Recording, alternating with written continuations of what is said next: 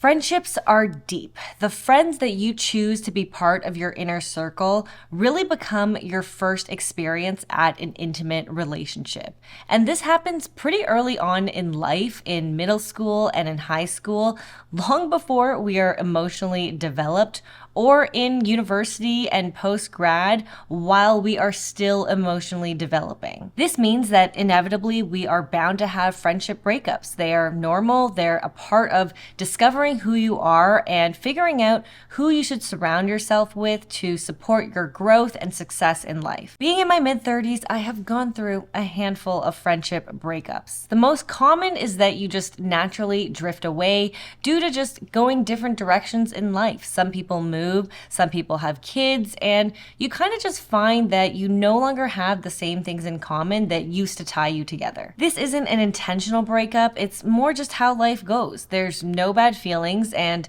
these are the people that you can connect with randomly or later in life, and it's as if nothing happened, because nothing did. There was nothing wrong in the relationship that caused it to dissipate. It's just a fact of life that you will not hold on to every single close friend that you've ever had. Then there's the breakups that are intentional, and these can happen for a variety of reasons and in different ways. More often than not, they're really tough decisions with people that have likely had a big impact on your life, and closing the chapter on these friendships is not something you take lightly. These are the breakups I want to talk about. So how do you know it's time to move on from a friendship? What are the signs that indicate that it's no longer serving you and likely is detrimental to your growth? I think one of the easiest indicators is that your energy is drained when you're around them. This one you'll feel in your gut. I'm not saying that every friendship interaction is going to be overwhelmingly positive. I mean, we all have PMS, we all go through mood swings, and being a friend means supporting each other through your highs and your lows. But if you consistently feel tired and you always want to leave and can't wait to get home when you're with someone, then I'd say that's a sign that you should reevaluate if that friendship is really serving you. Two ways this has come up for me is having a friend who was a constant complainer, and that same friend was someone who I never felt really supported me in my successes. We all complain, and in fact, I think in North America, people use complaining as a way to connect with people.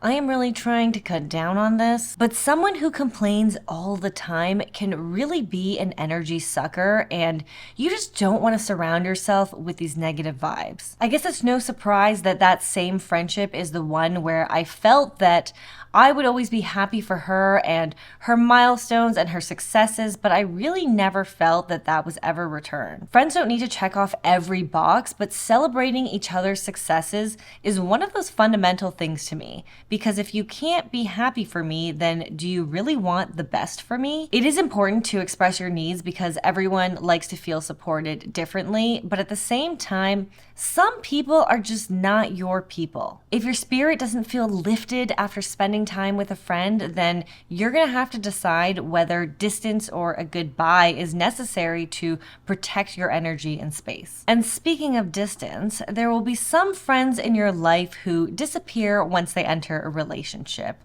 And I know just me even saying that probably made you think of someone. Of course, when anyone starts a new relationship, it's exciting, it's new, it's the honeymoon phase. You're hanging out all the time. I get that. But the friends who drop you and completely disappear when they're in relationships, those are not the friends who are going to support you through the ups and the downs. Now, everyone's ability to support is dependent on where they're at in life and their own mental health. And that's not to say that the friendship won't go through natural waves. Like any relationship, support is never 50-50. There's always going to be someone who maybe is at a low and the other person who can give more. But when it's a pattern that when your friend enters a relationship, they kind of go AWOL and the only time that you hear from them is when there's turmoil in that relationship, that's the kind of chaos you should avoid. Romantic relationships and friendships are in two different buckets, and you shouldn't be playing second fiddle to someone's man of the moment and only have them show up when they they need your support. Not being able to maintain your female friendships while you're dating is a sign of an over-reliance on male attention and validation. So if you're someone who values sisterhood and recognizes the importance of female friendships, then you'll want to prioritize women in your life who feel the same and are present not only in times of their need, but also in times to provide support, to celebrate successes, and to share joy. I've never really liked the term best friend. I've had many close friends in my lifetime, all of them very different and contributing to my life in different ways. In the same way that we've come to have this unrealistic expectation that our romantic partner should fulfill our every need, I feel like that expectation actually started with your best friend. Having the expectation that you can go to one person for everything is just unrealistic. People have strengths and weaknesses. There's no one who's had your exact experiences, your joys, your struggles, your trauma. Everyone is uniquely who they are due to their own nature and nurture and circumstances. So you can't expect that your friends will behave or think or love like you. Being in an intimate relationship means understanding that everyone has their own love languages and appreciating them for who they are and what they bring to the table. Emotionally mature friends will understand that everyone is different, how they express their love is different, and they will go to different friends to fulfill different needs. Although it's healthy to express your needs to your friend, it is not healthy to make comparisons between friends. If you're being guilt-tripped and compared to other friends and what they say and what they do, then you're not being appreciated for who you are. So stay away from people who only point out what you lack and don't value and recognize what you bring. Honesty is a fundamental value to me. There's a school of thought that it's okay to tell a little white lie, but I think that people who tell white lies end up telling real lies. And the reason is truly never to avoid hurting someone's feelings. It's to avoid what they don't want to feel, whether that is guilt or discomfort or just the inability to have an honest conversation. So personally, I don't agree with lying of any kind, especially to your closest friends. You need to be confident enough in your bond with your friends and know that communication and honesty is the foundation of a relationship. And this can get complicated when you start witnessing that your friends can't be honest with themselves. I've had experiences where friends make decisions that they're not proud of and make mistakes that they can't own up to. And although this is between them and themselves, their inability to be honest with themselves ends up bleeding into the friendship because they no longer want to hear the truth from you. I fully understand that everyone needs to make their own mistakes to learn from them, and you should never expect your friend to follow your advice or guidance. But in my friendships, I want my friends to be honest with me so that they can give me perspective when I feel lost. There's going to be times in your life where you might start acting out of character and forgetting who you are, and it's your closest friends who deeply know you, who can call you out and help you course correct, remind you of your values, and help you stay true to yourself. In past friendships, when I realized I could no longer be honest, I had to pick my words very carefully and almost felt like I was walking on eggshells. This is when I knew it was the beginning of the end. You can't force people to be honest with themselves, but you can surround yourself with people who want to grow. Everyone goes through shit in their lives that has made them into the person that they are in this very moment in time. You and your friends are gonna have vastly different experiences. You will walk different paths, and this alone is not a reason to stop being friends with someone. In fact, having different life experiences often means that your friends can give you a really different perspective on a challenge that you're facing. But what has been at the center of a few friendship breakups for me is realizing that we're not growing together, we're growing apart. Life is like the stock market. It goes up, it goes down, it goes down, it goes up. But if you're someone who is invested in your personal development and growth, and you're trying to get better bit by bit, when you take a step back and look at your life big picture, the trend is probably going up. But not everyone grows at the same rate, and not everyone has the same desire to grow and to be the best version of themselves. Sometimes you just need space and time apart to grow individually and you connect again later on, but sometimes you realize that your paths have just diverged so much that they're never going to cross again. No genuine and healthy friendship is without disagreements and arguments and conflict in general, but it's the ability to communicate and be honest and understand each other and want to repair that determines how long and deep your friendship will be. Sometimes neither of you are mature enough to even know how to communicate and repair properly. And unfortunately, that lack of maturity and emotional development can be the very reason for the downfall of a friendship. Although your level of emotional maturity is highly dependent on what was taught and modeled for you when you were young, when you are an adult, your emotional development becomes your responsibility. It's up to you to realize what you need to work on, and both your platonic and romantic relationships can help indicate that. But not everyone is going to figure their shit out at the same rate and at the same time.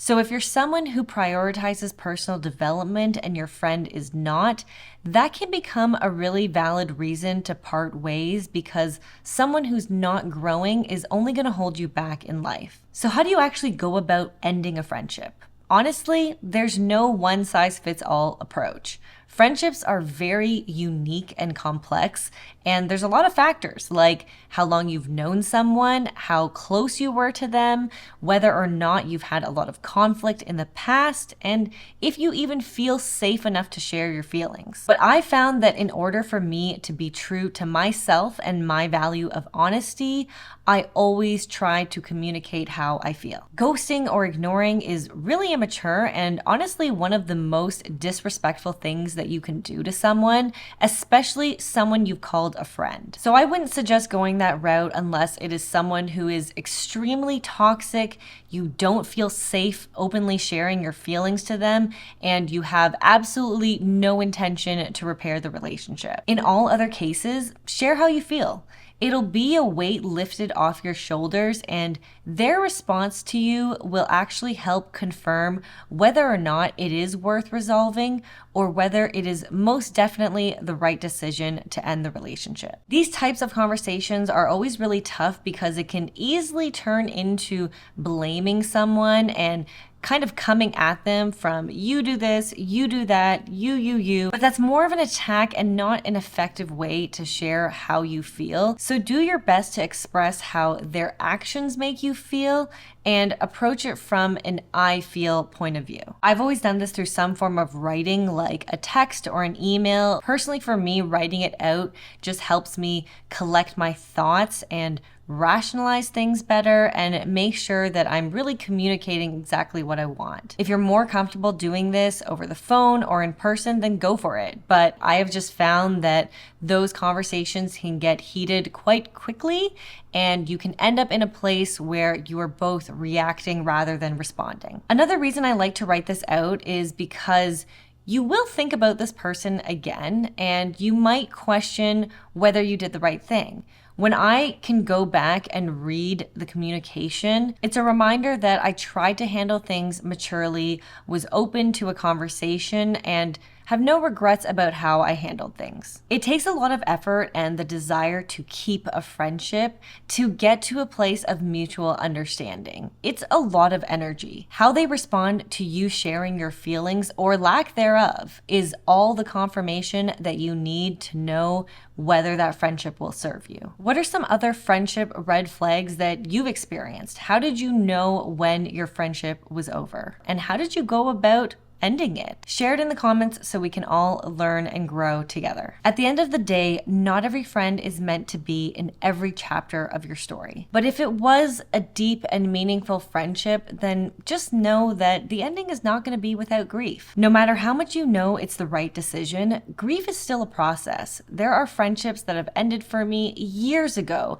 that I still think about every now and then and miss. Even though things didn't work out and I know that they wouldn't have, I still have a lot of love for these people and wish them the best on their journey. But time is limited, and it's up to you to decide who you want to share your energy, your love, and your life with. It should be the ones who fill you with joy, support your ambitions, and deeply value your friendship and are on their own winding path to becoming the best version of themselves. You can deeply cherish friendships, enjoy the good times, and also know when it's time to move on. Thank you for sticking with me and this changing light situation. The sun is now gone and I only have my laptop in front of me lighting my face. I hope this video helped. Like and subscribe for more, and I'll see you in the next one. Bye.